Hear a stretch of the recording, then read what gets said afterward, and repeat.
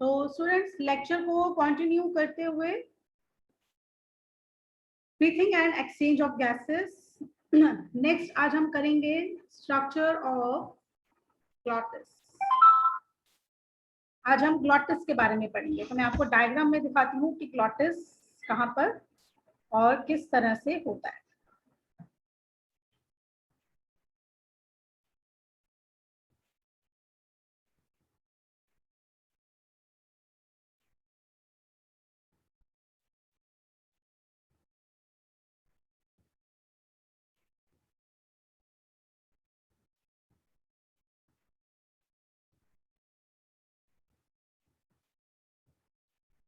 तो ये मैंने आपको जो है यहाँ पर ट्रेकिया दिखाई है।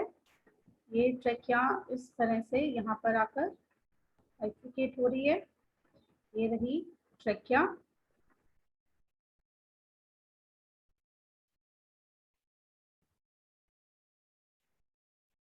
इस तरह से, और ये यहाँ पर छोटा सा फ्लैप, और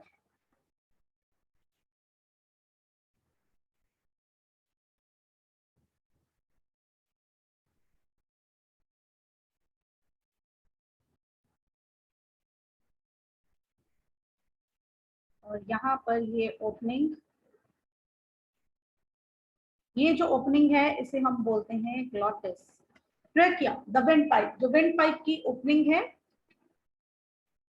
ट्रेकिया की, इसे हम बोलते हैं ग्लॉटिस। ठीक है। और इस ग्लॉटिस का जो काम है ये आगे लेरिंग्स के अंदर ओपन होता है। लेरिंग्स हमने किया था, द वॉइस बॉक्स। बेसिकली जो ग्लॉटिस है वो क्या है, एक स्लिट लाइक ओपनिंग है। स्लिट क्या होती है, जैसे ये एक जगह है, इसके बीच में एक स्ट्रेट लाइन जैसी कोई दरार हो जिसको बोलते हैं, तो क्या बोलेंगे, स्लिट। या आप स्लिट को ऐसे लो कि आप जैसे दो डोर अगर आपके लगे हुए हैं, दो हैं, दोनों पूरी तरह से बंद नहीं होते, उनके बीच में थोड़ी सी जगह रह जाती है, तो इस थोड़ी सी जगह को हम क्या बोलेंगे, स्लिट। तो ऐसी ही स्लिट लाइक ओपनिंग जो है दैट इज ग्लॉटिस। और इसका काम क्या है, ट्रेकिया और लेरिंग्स को आगे जो है एयर को पहुंचाना। ग्लॉटिस के ऊपर एक फ्लैप होता है, एक कवरिंग होती है, that is known as epiglottis. जो ये फ्लैप है इसे हम बोलते हैं एपिग्लॉटिस। एपिग्लॉटिस का काम क्या है, एपिक, अब हम देखें ना तो ये जो रास्ता है ग्लॉटिस ये कॉमन है। इसके बाद यहाँ से ये आ जाती है इसोफेगस, और ये आ जाती है ट्रेकिया। दो में डिवाइड हो जाता है। एक तो ये ट्यूब है, मैं डिफरेंट कलर से दिखाती हूँ। ये इसोफेगस है और ये जो है हमारी ट्रेकिया है। ठीक है। तो जो भी फूड है जो फेरिंग्स में से आ रहा है, जो भी एयर है जो नेसोफेरिंग्स में से आ रही है, अब फूड और एयर को तो नहीं मालूम ना कि उसको कहाँ जाना है, एयर को ट्रेकिया में जाना है और फूड को इसोफेगस में जाना है। तो ये कंफ्यूजन से बचने के लिए यहाँ जब हम खाते हुए बोल रहे हैं, उस टाइम पे क्या है, जो फूड का जो बोलस है, ये बॉल के फॉर्म में जो फूड आया है, कभी कभी ये इसोफेगस में जाने की बजाय ये ग्लॉटिस के थ्रू ट्रेकिया में एंटर करना चाहता है।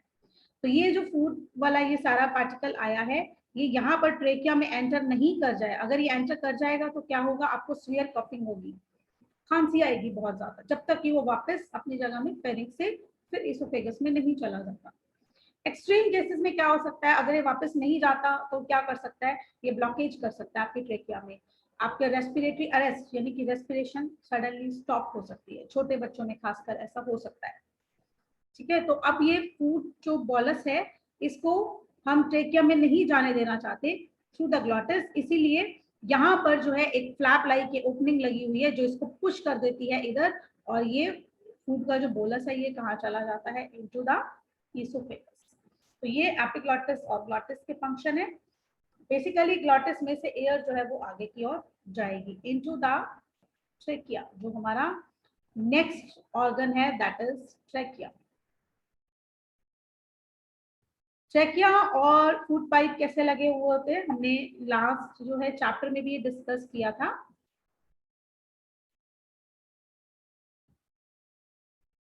ये जो मैं ब्लैक कलर से दिखा रही हूँ दिस इज,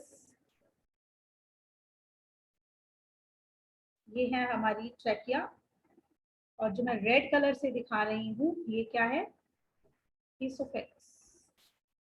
तो ये दोनों पैरेलली रन करते हैं, आगे ट्रेकिया नेक में और पीछे की तरफ इसोफेगस होती है। ठीक है, ट्रेकिया को अगर हम ध्यान से देखें ना तो ट्रेकिया जो है वो एक लगभग 12 सेंटीमीटर एंड 2.5 सेंटीमीटर ब्रॉड और 12 सेंटीमीटर लॉन्ग जो है एक ट्यूब है। और ये जो ट्यूब है इसके आसपास इस तरह से सी शेप्ड रिंग्स लगे हुए हैं। सी शेप का मतलब ये इस तरह से गोल नहीं है, ये आगे से तो ट्रेकिया को कवर कर रहे हैं लेकिन पीछे से ये क्या है, ब्लैंक है, खाली है, ये इस तरह से। तो ये सी शेप बन रही है, तो सी शेप के क्या है, ये सी रिंग्स बेसिकली किसके बने हुए हैं, ये कार्टिलेज के बने हुए रिंग्स हैं, कार्टिलेज के बने हुए रिंग्स हैं। ठीक है, तो ये जो रिंग्स हैं बेसिकली क्या करें, अगर आप ध्यान से देखो तो आपके आसपास जो वायरिंग कहीं हुई होती है तो जो बड़ी बड़ी तारें होती हैं जो ज्यादा दूर तक जाती हैं उनमें क्या होता है, यहाँ पर एक व्हाइट कलर के इस तरह से क्लिप्स लगा दिए जाते हैं। ये हम क्लिप्स क्यों लगाते हैं, इनके ऊपर दीवार के अंदर वो ऐसे फिट हो जाते हैं इस तरह से, और ये वायर जो है उसके अंदर ऐसे दिखती है। ठीक है, हमें इस तरफ से ऐसे दिखेगी वायर, ये इस तरह से इसको वायर को रखते हैं। अब ट्रेकिया मैंने आपको बताया क्या है, 12 सेंटीमीटर लंबी और 2.5 सेंटीमीटर चौड़ी एक ट्यूब है। ठीक है, तो ये ट्यूब जो है जैसे अब आप चल रहे हैं, आपको कभी धक्का लगता है, आप डांस कर रहे हैं, हिलते जुलते हैं, तो ये इतनी बड़ी 12 सेंटीमीटर की जो ट्यूब है ये गिर सकती है, मुड़ सकती है, और अगर मुड़ गई तो समझो आप कोलैप्स, खत्म। इसको मुड़ने से बचाने के लिए यहाँ पर क्या है, सी शेप जो है ये कार्टिलेज के बने हुए रिंग्स प्रेजेंट है जो इसको कोलैप्स होने से यानी कि मुड़ने तोड़ने और पूरी तरह से टूटने से इसको बचाते हैं। जो इसका सी वाला पार्ट है ना, खाली वाला, ये ओपन होता है इनटू द इसोफेगस, ये वाला पार्ट ओपन होता है इनटू इसोफेगस, क्योंकि मैंने आपको बताया गले में अगर हम देखें तो आगे की ओर ट्रेकिया है और पीछे की ओर दो ट्यूब्स इस तरह से पैरेलल लगी हुई हैं, एक आगे है एक पीछे की ओर है। जो आगे वाली है वो क्या है, ट्रेकिया, और जो पीछे वाली है वो क्या है, दैट इज इसोफेगस। अब एमसीक्यू में नीट में जो हमें बातें पूछी जाती हैं वो बातें क्या होती हैं कि ये जो सी शेप रिंग्स हैं जो हमारी ट्रेकिया है, सी शेप रिंग्स के बारे में आ जाती है कि आगे ट्रेकिया है या पीछे इसोफेगस है। सेकंड क्वेश्चन एक बहुत बार पूछा जाता है, इसकी लाइनिंग क्या है। जो ट्रेकिया है ये अंदर से लाइंड होती है बाय सिलिएटेड एपिथेलियम। सिलिया क्या होते हैं, छोटे छोटे hair like structure, ciliated epithelium. Epithelium क्या होती है, बॉडी की आउटर कवरिंग। हमारी बॉडी में अलग अलग तरह के टिश्यू होते हैं, जो प्रोटेक्टिव कवरिंग है हमारे टिश्यू की उसे हम बोलते हैं एपिथेलियम।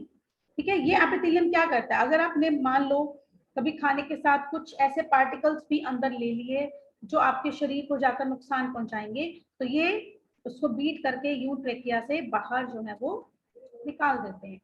तो सीलिया जो है इस तरह से बीट करते हैं एक दूसरे के ऊपर, एक दूसरे को धक्का लगाते हैं और वो चीज बाहर जो है बॉडी के निकल जाती है।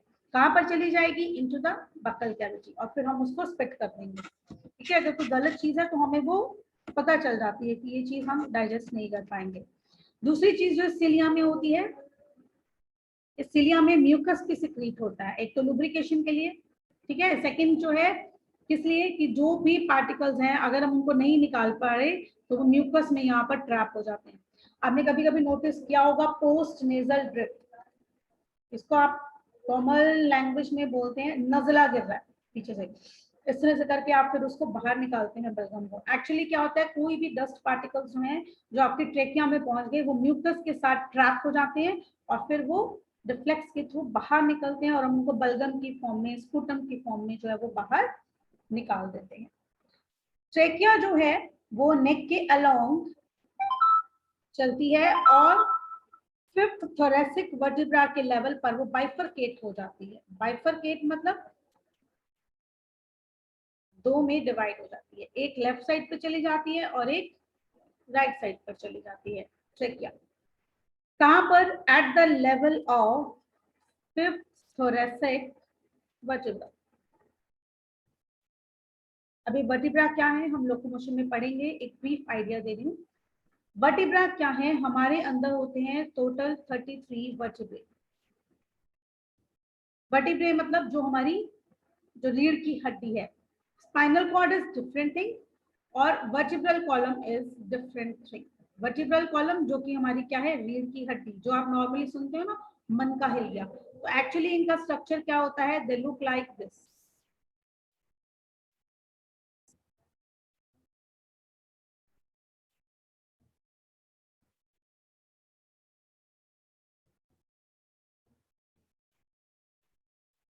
जो किसी के सडनली गिरने से आप ऐसा सुनते हैं ना कि डिस्क हिल गई, मन का हिल गया, है ना, तो वो क्या हिलता है, वो हिलती है ये चीज। ये है हमारा एक वर्टिब्रा, ये 2, this is 3, this is 4, this is 5। इस तरह से कर टोटल कितने वर्टिब्रा है हमारे पास, 33। हर एक वर्टिब्रा से दूसरे वर्टिब्रा के बीच में थोड़ी सी स्पेस होती है जिसे हम बोलते हैं इंटरवर्टिब्रल स्पेस, और स्पेस में एक कार्टिलेज लगा होता है जिसे हम बोलते हैं इंटरवर्टिब्रल डिस्क। अब अगर कोई जोर से गिरता है, कोई भारी चीज उठा लेता है, तो ये जो डिस्क है, ये डिस्क क्या है, ये अपनी जगह से खिसक जाती है और एक तरफ हो जाती है। अभी इतनी जगह खाली है यहाँ पर, तो ये फर्स्ट और सेकंड वाला जो वर्टिब्रा है ये आपस में घिसेंगे, फ्रिक्शन होगी, रगड़ खाएंगे, क्योंकि इनके बीच में डिस्क थी जो इनको बचा रही है, लेकिन अब डिस्क नहीं है तो ये रगड़ खाएंगे। रगड़ खाने की वजह से क्या होगा, जो आसपास मसल्स लगी हैं उनमें स्वेलिंग हो जाएगी, इसीलिए पेन फील होगी, बैक पेन फील होती है।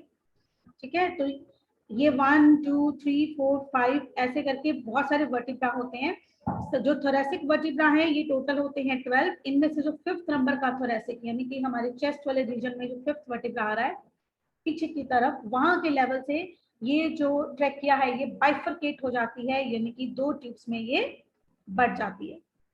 एक ट्यूब राइट लंग की तरफ जाएगी और एक लेफ्ट लंग की तरफ जाएगी। कैसे जाएगी, ये 2 छोटी ट्यूब्स में बदल गई हैं जिनको हम बोलते हैं ब्रोंकाई, एक लेफ्ट ब्रोंकाई और एक राइट ब्रोंकाई। लाइट जो ब्रोंकाई है वो, राइट जो ब्रोंकाई है ये आगे डिवाइड हो जाता है इनटू 3, ये 1, ये 2, ये 3, ये 3 आगे फर्दर और ब्रोंकाई में डिवाइड हो जाता है। जो लेफ्ट ब्रोंकाई है ये फर्दर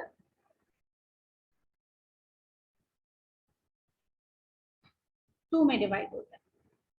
ऐसा क्यों है, क्योंकि हमारी राइट लंग के अंदर होते हैं 3 lobes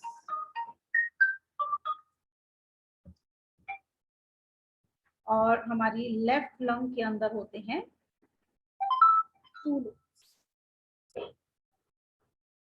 this is 1 2 and 3, 1 and 2। तीनों लोब्स को ये तीनों अलग अलग ब्रोंकाई जो है वो आगे जो है वो सप्लाई देते हैं। अब अंदर जाकर इन ब्रोंकाई का क्या होता है हमने पढ़ लिया। ये ब्रोंकाई आगे के आगे मैम हाँ जी, मैम लंग्स के साइज में भी फर्क होता है? लंग्स के साइज में? हाँ, साइड में क्या होता है, दर्द होता है? नो मैम, वो राइट साइड बड़ी होती है या फिर लेफ्ट साइड छोटी होती है? हाँ हाँ, फर्क होता है, जिसमें 2 लोग है वो छोटी है। अभी बता रही हूँ मैं, वेट करो, ये मैंने छोटी नहीं बनाई इससे, यस मैम। लेफ्ट लंग छोटी बनाई है ना, राइट लंग बड़ी बनाई है, इसके अंदर 3 लोब्स होते हैं। इसका भी तो एक तीसरा लोब यहाँ पर हो सकता था लेकिन नहीं है। अभी मुझे आगे चलने तो दो, बताने तो दो। ठीक है, तो ये जो एरिया है जहां पर सेकंड लोब हो सकता था, सेकंड और थर्ड लोब हो सकता था, वो जगह खाली होती है और उस जगह को हम बोलते हैं कार्डियक नॉच। ये वो जगह है जहां पर, क्योंकि लेफ्ट साइड पे हमारा हार्ट होता है, तो लेफ्ट लंग जो है उसके अंदर 2 ही लोब्स होते हैं, तीसरा लोब नहीं होता, क्योंकि तीसरे की जगह यहाँ पर ये स्पेस बनी हुई है जहां पर आकर फिट होगा ह्यूमन हार्ट। ठीक है, इसीलिए लेफ्ट जो ब्रोंकाई है वो 2 में बाइफरकेट होता है और जो राइट है वो 3 में बाइफरकेट होता है। फिर बाइफरकेट होकर ये जो फर्दर डिविजन्स करते हैं उनसे बनते हैं ब्रोंक्यूल्स। बेसिकली इन सब का काम क्या है, एयर को ट्रांसपोर्ट करना। एटमॉस्फेरिक एयर से जो हमने गैसेस ली हैं उनको एल्वोलाई तक पहुंचाना और एल्वोलाई में जो वेस्ट गैसेस हैं उनको एटमॉस्फेयर के बाहर निकाल देना। ये हमने पूरा ट्रैक्ट पढ़ा था।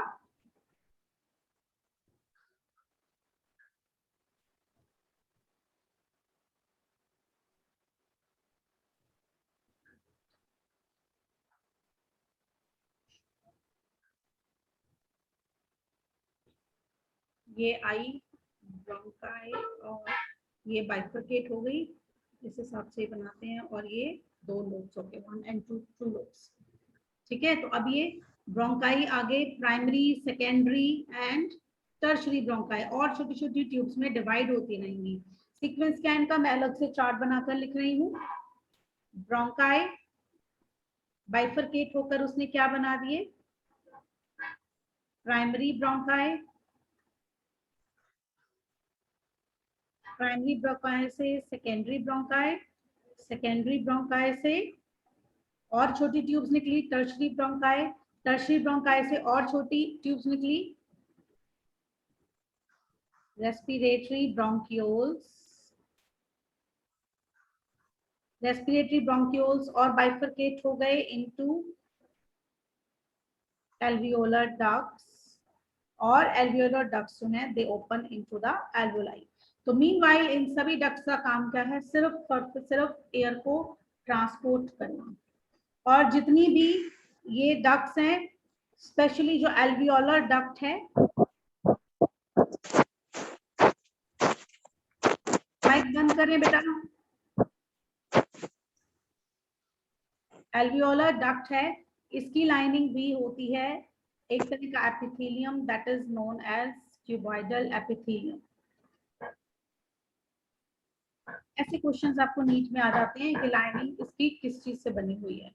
क्यूबॉइडल एपिथेलियम क्या है, एपिथेलियम यानी कि प्रोटेक्टिव लेयर है जिसके अंदर जो सेल्स की शेप है वो कैसी है, क्यूब शेप के सेल्स हैं और वो रेस्ट कर रहे हैं एक मेम्ब्रेन के ऊपर जिसे हम बोलते हैं बेसमेंट मेम्ब्रेन। टिश्यूज के बारे में भी हम करेंगे, स्ट्रक्चरल ऑर्गेनाइजेशन ऑफ एनिमल्स वाले चैप्टर में सारे टिश्यूज को डिस्कस हम करेंगे। ठीक है, तो फाइनली सारी एयर किस में पहुंचती है, इनटू एन एल्वोलाई। एल्वोलाई अगर हम देखें एक बड़ा एल्वोलाई, तो ये एल्वोलाई और इसके ऊपर है बहुत सारी ब्लड वेसल्स का एक नेटवर्क।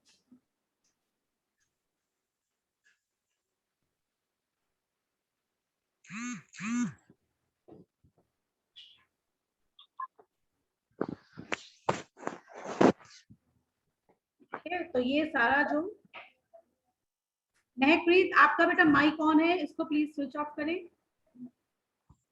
महकप्रीत अपना माइक बंद करें। These are blood vessels और ये है एल्वोलाई।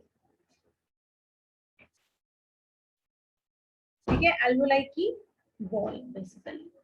ठीक है, एल्वोलाई क्या है, छोटे छोटे पतली पतली सी मेम्ब्रेन वाले, बहुत ही थिन मेम्ब्रेन। ये मेम्ब्रेन थिन क्यों है, क्योंकि हमने रेस्पिरेटरी सरफेस के फीचर्स पढ़े थे, it should be very thin, less than 1 millimetre in thickness. तो ये पतली सी लाइनिंग वाले एल्वोलाई हैं, इनकी वॉल बहुत ही छोटी है और इनके आसपास कैपिलरीज, छोटी छोटी ब्लड वेसल्स, पतली पतली ब्लड वेसल्स का एक जाल, एक नेटवर्क जो है वो बिछा हुआ होता है। एल्वोलाई की जो लाइनिंग होती है that is of simple squamous epithelium. Alveoli की वॉल क्या होती है, सिंपल स्क्वैमस एपिथेलियम। थोड़ा सा बताती हूँ क्या होता है। ये फ्लैट सेल्स होते हैं स्क्वैमस एपिथेलियम के इस तरह से, और अगेन ये रेस्ट कर रहे होते हैं किसके ऊपर, बेसमेंट मेम्ब्रेन पर।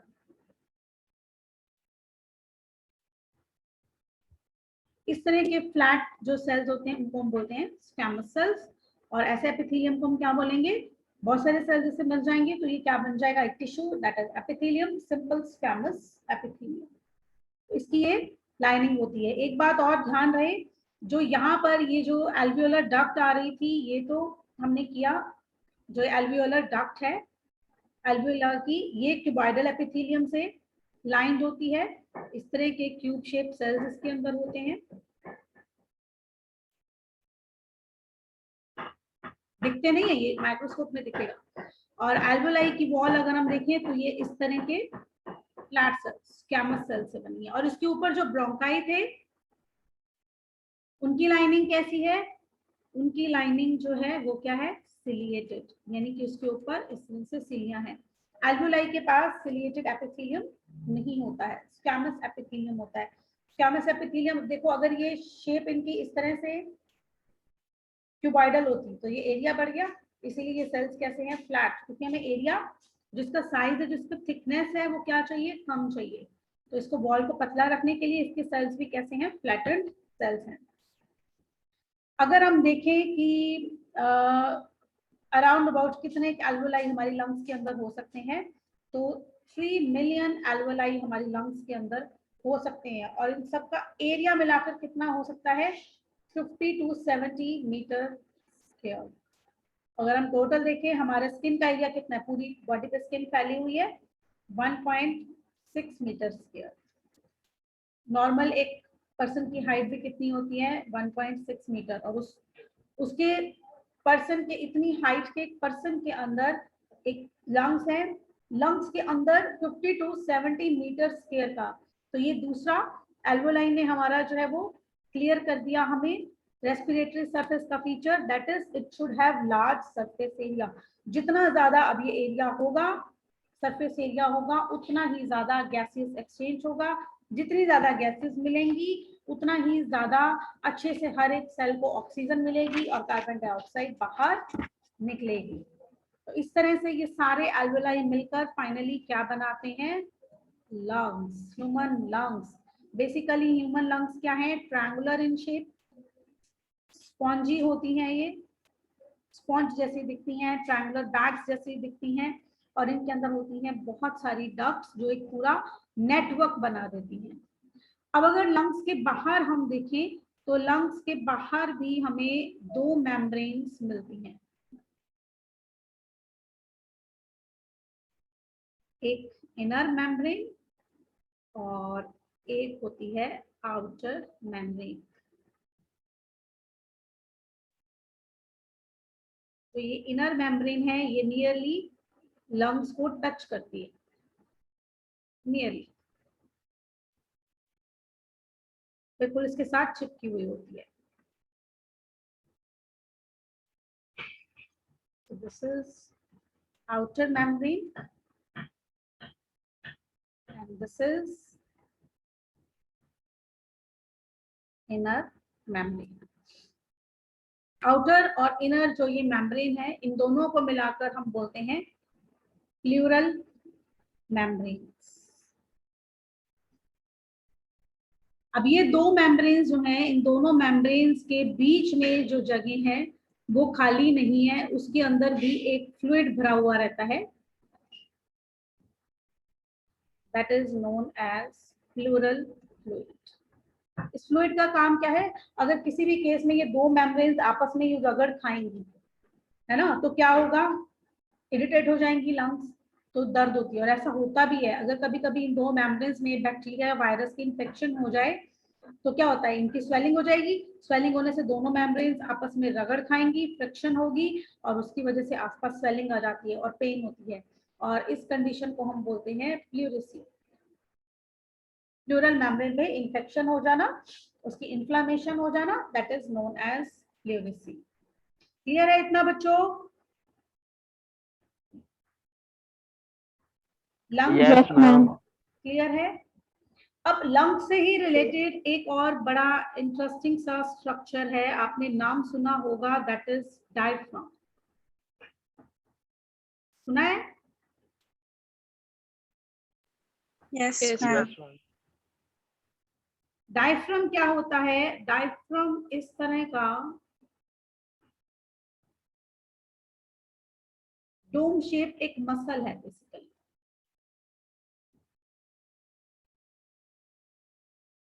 डायफ्राम क्या है? एक मसल है। ये मसल वो है जो हमारे चेस्ट यानी कि थोरैक्स और हमारे पेट यानी कि हमारे एब्डोमेन, इन दोनों को अलग करती है, जिसे हमें पता चल जाता है कि ये डायफ्राम के ऊपर वाला हिस्सा क्या है? हमारा चेस्ट वाला एरिया यानी कि थोरैक्स, और डायफ्राम के नीचे वाला हिस्सा क्या है? हमारा एब्डोमेन यानी कि हमारा पेट। अब देखो जिस टाइम पे कोई पर्सन जो है वो ब्रीथ इन करेगा, सांस अंदर लेगा, ठीक है, तो क्या होगा, ये जो डायफ्राम है इट विल गो फ्लैट, ये अब ऐसा डोम ना होकर ऐसा फ्लैट हो जाएगा। और लंग्स जो है ये भी क्या है, इस तरह से थोड़ी नीचे की ओर एक्सपैंड हो जाएंगी क्योंकि इनके अंदर एयर भर गई है, ठीक है।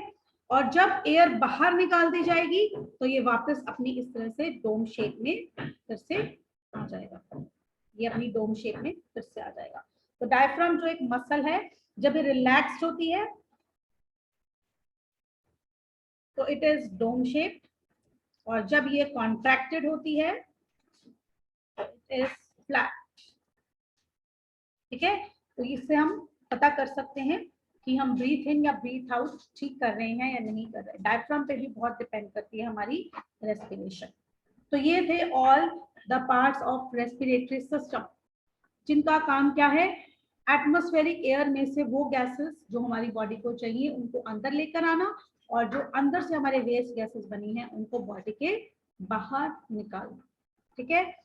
Now the next topic is, या टाइम कितना रह गया, started. Next topic is mechanism of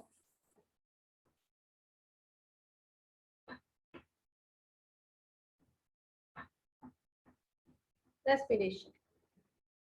अब इन सब ऑर्गन्स के थ्रू ये रेस्पिरेशन का प्रोसेस आखिर होता कैसे है। तो जितनी भी हमारी रेस्पिरेशन है उसको हम एक शॉर्ट में कुछ स्टेप्स में हम लिख सकते हैं। फर्स्ट स्टेप होता है दैट इज पल्मोनरी वेंटिलेशन, जो मैंने आपको बताया था, जिसको आप ब्रीथिंग भी कहते हो। उसके बाद पल्मोनरी वेंटिलेशन मतलब बाहर की गैसेस का पल्मोनरी एयर के अंदर एल्वोलाई के अंदर आना। उसके बाद एल्वोलाई में आकर exchange of gases between alveoli and blood, जो गैसेस एल्वोलाई में आई हैं वो ब्लड में डाल देना। तीसरा स्टेप क्या होता है, ब्लड के अंदर ट्रांसपोर्ट,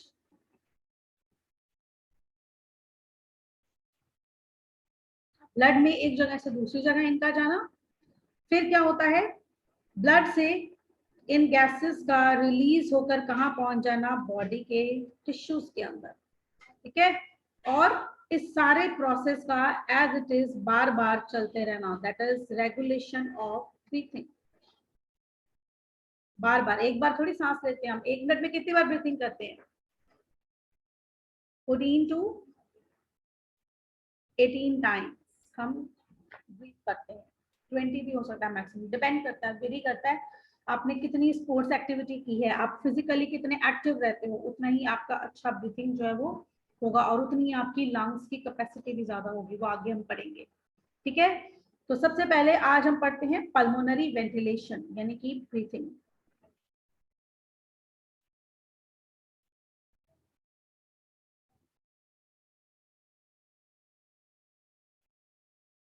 पल्मोनरी वेंटिलेशन क्या है, एटमॉस्फेयर से गैसेस को एल्वोलाई तक पहुंचाना, लंग्स तक पहुंचाना। और इसके अंदर आ जाते हैं दो प्रोसेसेस, दैट इज इंस्पायरेशन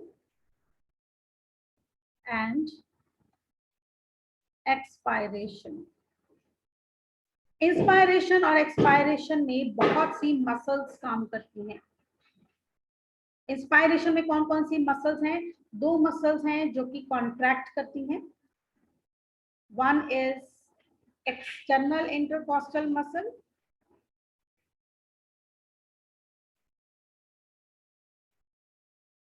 और दूसरी है डायफ्राम।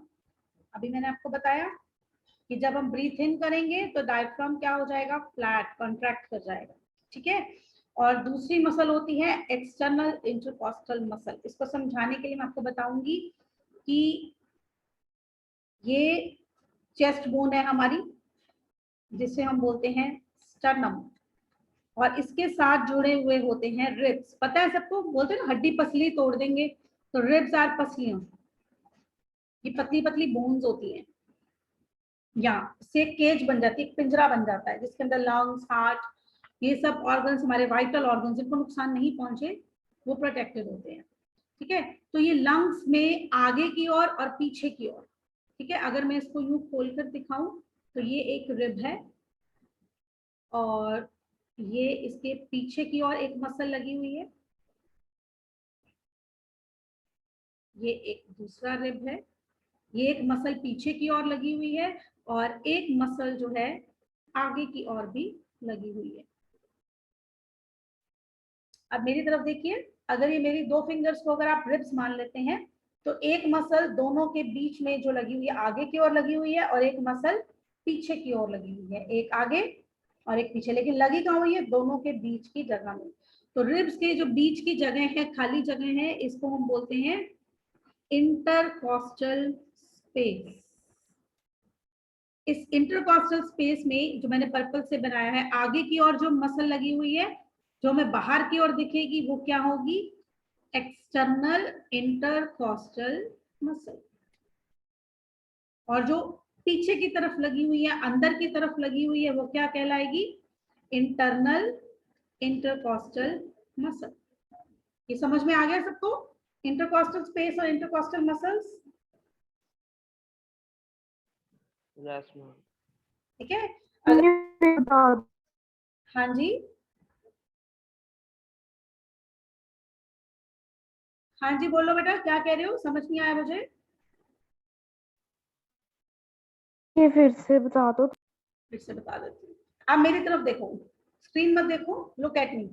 ये मेरे दो फिंगर्स हैं, इनको आप समझ लो, ये एक रिब है, ये दूसरा रिब है, ठीक है? इस रिब के बीच में जो दो ये फिंगर्स हैं, इनके बीच में खाली जगह नजर आ रही है? ये खाली जगह क्या है? दैट इज इंटरकॉस्टल स्पेस, ठीक है?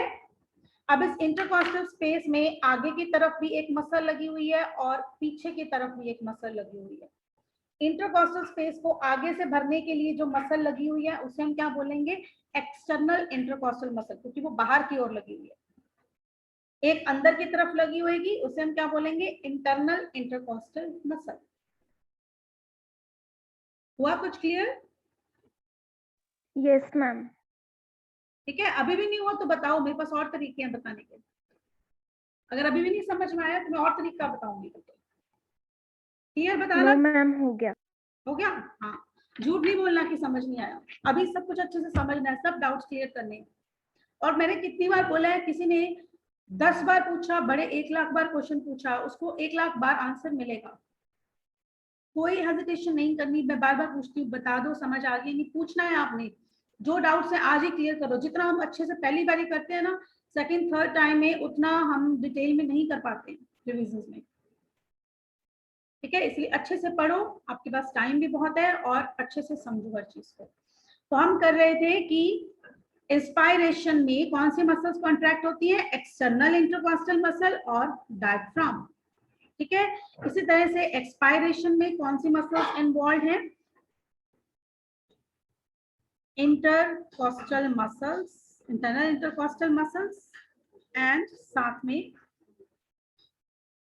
Abdominal muscles. एब्डोमेन की भी हमारी मसल्स जो है वो एक्सपायरेशन में हेल्प करती हैं। आप देखिए, कभी आप ब्रीथिंग करते हैं तो आपके एब्डोमेन में भी आपको कुछ मूवमेंट्स जो है वो शो होती हैं, क्योंकि वहां पर भी कुछ मसल्स जो है वो इन्वॉल्व होती हैं, ठीक है? तो ये first step of mechanism of respiration, that is pulmonary ventilation, जिसमें कि सिर्फ मसल्स जो है कॉन्ट्रैक्ट कर रही हैं, रिलैक्स कर रही हैं लगातार, ताकि एयर को इन और आउट जो है बार बार किया जा सके। नेक्स्ट है exchange of gases between alveoli and blood. ये टॉपिक हम मंडे के लेक्चर में करेंगे।